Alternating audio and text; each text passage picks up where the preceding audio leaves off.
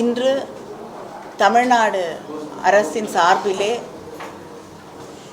முதலமைச்சர் திரு விஜய் அவர்கள் அனைத்து எம்பிக்களின் கூட்டத்தை கூட்டி இன்று நடத்தி இருக்கிறார்கள்.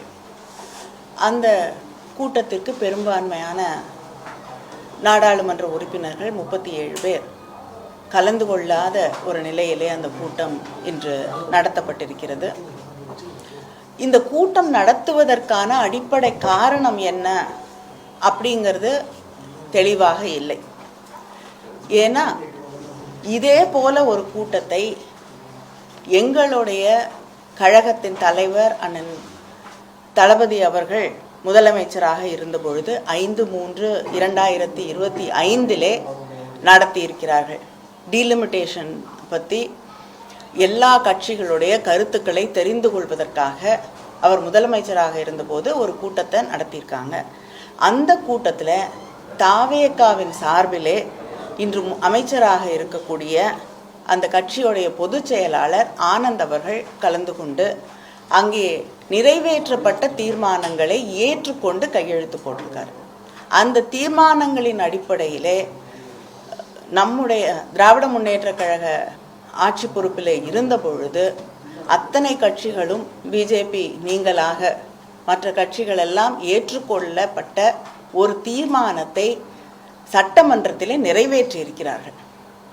அந்த தீர்மானத்திற்கும் இன்னைக்கு இருக்கக்கூடிய இந்த கூட்டத்தில் நடந்து முடிந்திருக்கக்கூடிய இந்த கூட்டத்திலே எடுத்திருக்கக்கூடிய முடிவுகளுக்கும் என்ன வித்தியாசம் என்பதை நாங்கள் தெரிந்து கொள்ள வேண்டும். திராவிட முன்னேற்ற கழகம் மிக தெளிவாக முதல்ல இந்த டீலிமிட்டேஷன் அப்படிங்கிற பேச்சு வந்த பொழுதே எங்களுடைய கழக தலைவர் அன்று முதலமைச்சராக இருந்த அண்ணன் தளபதி அவர்கள் 5 முதலமைச்சர்களை அழைத்து மற்ற கட்சிகளின் தலைவர்களை எல்லாம் அழைத்து இதன் டீலிமிட்டேஷனால் பாதிக்கப்படக்கூடிய அத்தனை மாநிலங்களிலிருந்தும் எல்லோரையும் அழைத்து சென்னையிலேயே ஒரு கூட்டத்தை நடத்தியிருக்கிறார்கள். அந்த கூட்டத்திலையும் காங்கிரஸ் உட்பட சில முதலமைச்சர்கள் கலந்து கொண்டு அந்த தீர்மானங்களை ஏற்றுக்கொண்டு கையெழுத்து போட்டிருக்காங்க. அந்த கூட்டத்தில் ஃபேர் டீலிமிட்டேஷன் அப்படிங்கிறது தான். டீலிமிட்டேஷனை நாங்கள் முற்றிலுமாக எதிர்க்கவில்லை. நியாயமான ஒரு டீலிமிட்டேஷன் தொகுதி மறுசீரமைப்பு நடைபெற வேண்டும் என்பது தான் அந்த கூட்டத்தில் எடுக்கப்பட்ட ஒரு முடிவாக இருந்தது, தீர்மானமாக இருந்தது. அதில் கலந்து கொண்ட அத்தனை பேரும் அதில் ஒருமனதாக கையெழுத்திட்டிருக்கிறார்கள். இதையெல்லாம் தாண்டி தேர்தல் நேரத்தில் டீலிமிட்டேஷன் கொண்டு வரப்பட்ட போது தேர்தல் உச்சத்தில் இருந்த அந்த நேரத்தில் கூட முதலமைச்சராக இருந்த அண்ணன் தளபதி அவர்கள் எங்களுக்கு தேர்தல் முக்கியம் இல்லை, தமிழ்நாட்டின் உரிமைகள் தான் முக்கியம், நாங்கள் பாதிக்கப்படக்கூடாது அப்படிங்கிற ஒரு முடிவோடு அந்த பிரச்சாரத்தை கையில் எடுத்தார்கள்.